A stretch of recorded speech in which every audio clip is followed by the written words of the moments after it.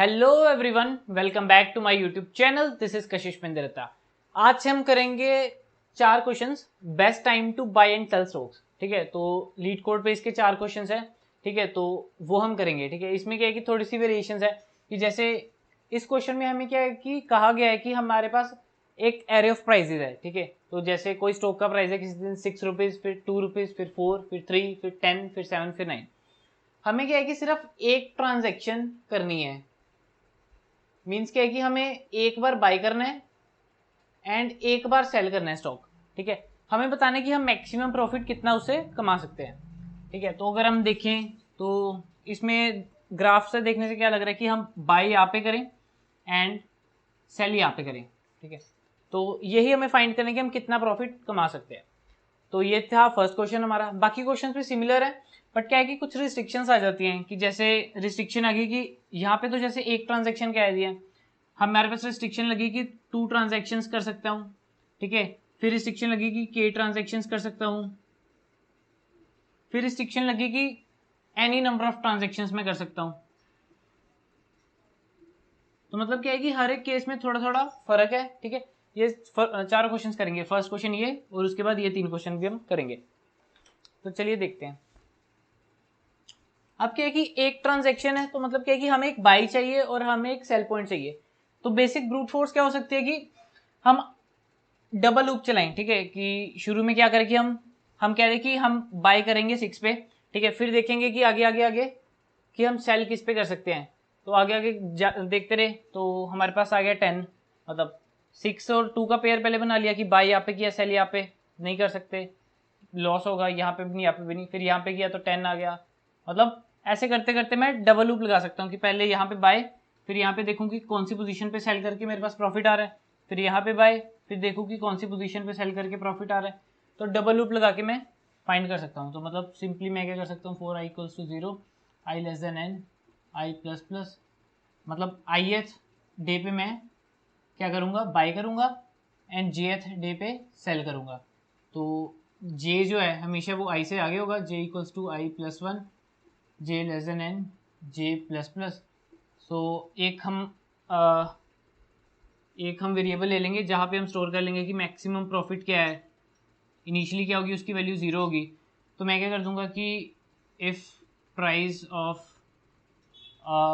जे पे सेल किया ना मैंने, if price of J is greater than price of I, तो means I can have a profit at that position. तो हमें क्या है कि मैक्सिमम प्रॉफिट फाइंड करना था ना, तो हम क्या कर देते थे कि I can take maximum profit as maximum of current maximum profit and this value prices of J minus prices of I.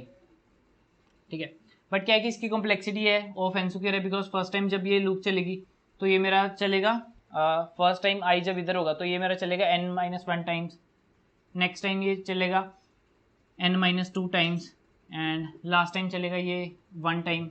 तो प्लस n किया, माइनस n किया, तो ये मेरा बन गया sum of first N natural numbers, तो बन गया n into N plus 1 divided by 2 minus n। तो ये मेरा बन गया ऑफ एन स्क्वायर की फॉर्म में। ठीक है, स्पेस इसमें हमने एक ही यूज़ की, तो स्पेस कॉम्प्लेक्सिटी इसकी ऑफ 1।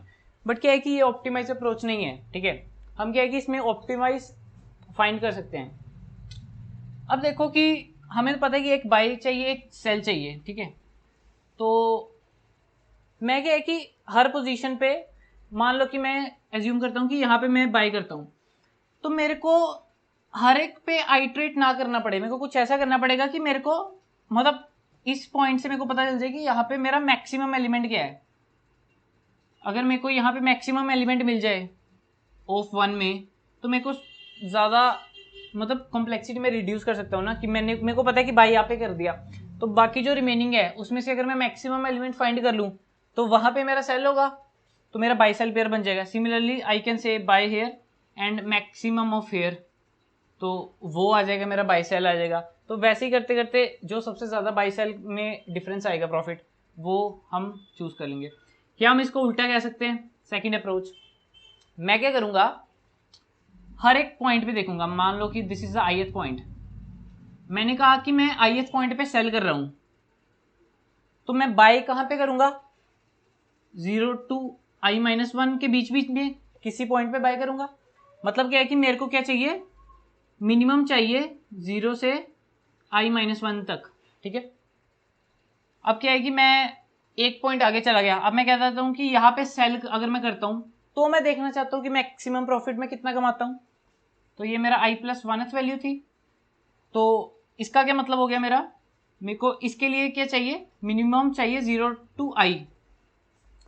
अब क्या है कि देखो मैंने अगर इस पॉइंट पे सेल कर रहा हूँ, ठीक है, तो मैंने ये फाइंड कर लिया कि 0 से i-1 में से मिनिमम वैल्यू कौन सी है। तो जब मैं इस पॉइंट पे अब सेल करके देख रहा हूँ कि मेरे को मैक्सिमम प्रॉफिट कितना आ रहा है, तो मेरे को सारा देखना नहीं पड़ेगा कि इसमें से मिनिमम क्या है, मेरे पास ऑलरेडी ये मिनिमम है।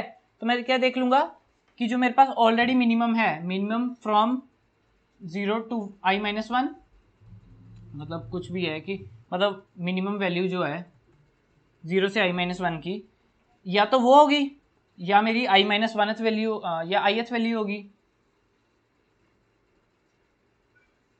तो अगर इन दोनों का मैं मिनिमम ले लूंगा तो मेरा मिनिमम बन जाएगा 0 से i तक। तो मेरी मिनिमम वैल्यू क्या बन गई, तो मतलब क्या है कि मेरा ये वाला स्टेप बच सकता है कि जैसे मैं इस स्टेप पे 2 बार मतलब बाय करके मेरे को हर बार चेक करना पड़ रहा है ना कि मैक्सिमम वैल्यू क्या है। इसमें क्या है कि मेरे को ज़्यादा झंझट नहीं है, मैं क्या है कि हर एक पॉइंट पे कंसीडर करूंगा कि अगर मैं ith पॉइंट पे सेल करूंगा तो मेरा बाय कितने पे होगा, तो वो मैंने बाय कैलकुलेट कर दिया। फिर मैंने इस पॉइंट पे सेल किया तो मैंने इसका बाय कैलकुलेट करना है। अब इसका बाय कैलकुलेट मेरा ऑफ 1 में हो जाएगा, ठीक है। तो क्या है कि मेरी जो कॉम्प्लेक्सिटी आएगी वो देखो क्या आएगी कि जैसे अभी मैं इस पॉइंट पे हूँ तो इस पॉइंट पे मैं सेल नहीं कर सकता, इस पॉइंट पे मैंने सेल मतलब कर सकता हूँ, ठीक है। तो इस पॉइंट पे मेरी मिनिमम वैल्यू आ गई 6, मतलब मिनिमम बाय आ गया 6, ठीक है। बट इस पॉइंट पे अगर मैं सेल करूंगा तो मेरा मिनिमम बाय कितना आ गया 2, ठीक है। दैट इज मिनिमम ऑफ, इस पॉइंट पे जब मैंने सेल करना चाहा तो मैं क्या करूँगा, मिनिमम ऑफ 6 and 2, तो वो मेरा क्या बन जाएगा 2, ठीक है। तो वही चीज़ मैं करूँगा। तो अब क्या है कि इसका कोड वगैरह क्या होगा, मैं क्या है कि हर एक पॉइंट पे चेक कर रहा हूँ कि सेल, हर एक पॉइंट पे मैं सेल कर रहा हूँ, ठीक है। फिर मैं क्या कर रहा हूँ, जैसे मैं ith पॉइंट पे सेल कर रहा हूँ तो मैं क्या करूँगा 0 से i-1 का मेरे को मिनिमम वैल्यू चाहिए, ठीक है। अब क्या है कि मैं एक ही वेरिएबल लूँगा मिनिमम वैल्यू के लिए, means let's say minimum buy कि मतलब सबसे कम प्राइस पे buy from range 0 to i-1, ठीक है। अब क्या है कि जो मेरी सेलिंग होगी, जो फर्स्ट ट्रांजेक्शन जो पॉसिबल है वो है कि बाय मैं 0 पे करूँ एंड सेल फर्स्ट डे पे करूँ, ठीक है। तो क्या है कि जो मिनिमम बाय है मेरी वो इनिशियली तो वो प्राइस 0 के इक्वल होगी, एंड जो मैं सेल कर सकता हूँ वो मैं फर्स्ट एलिमेंट से सेल करना स्टार्ट कर सकता हूँ, ठीक है। तो क्या है कि मैं हर एक पे देखूंगा कि मैं फर्स्ट डे पे सेल करूँ तो मेरे को कितना प्रॉफिट बन रहा है, सेकंड डे पे सेल करूँ तो मेरे को कितना प्रॉफिट बन रहा है, ऐसे ही जोन से डे पे सेल करके मेरे को मैक्सिमम प्रॉफिट बनेगा, वही मेरा आंसर होगा, ठीक है। तो मैं क्या करूँगा, एक लूप चलाऊंगा 1 से लेके एंड i n तक एंड i++। अब क्या है कि ith डे पे मैं सेल कर रहा हूँ, ठीक है। तो सेल करके मेरे को प्रॉफिट कब आएगा, ठीक है। ith डे पे अगर मैं सेल कर रहा हूँ तो मेरे को क्या चाहिए कि जो प्रीवियस जो मेरा मिनिमम बाय है, ठीक है, जो फर्स्ट डे पे जब मैं सेल करूँगा तो मेरा मिनिमम बाय है प्राइस ऑफ 0। तो अगर मिनिमम बाय से बड़ा है, मान लो कि ये कंडीशन है, ये मेरा है मिनिमम बाय, ये मेरा है प्राइस ऑफ आई, ठीक है। अगर ये बड़ा हुआ मिनिमम बाय से तो ही मेरे को कुछ प्रॉफिट हो सकता है।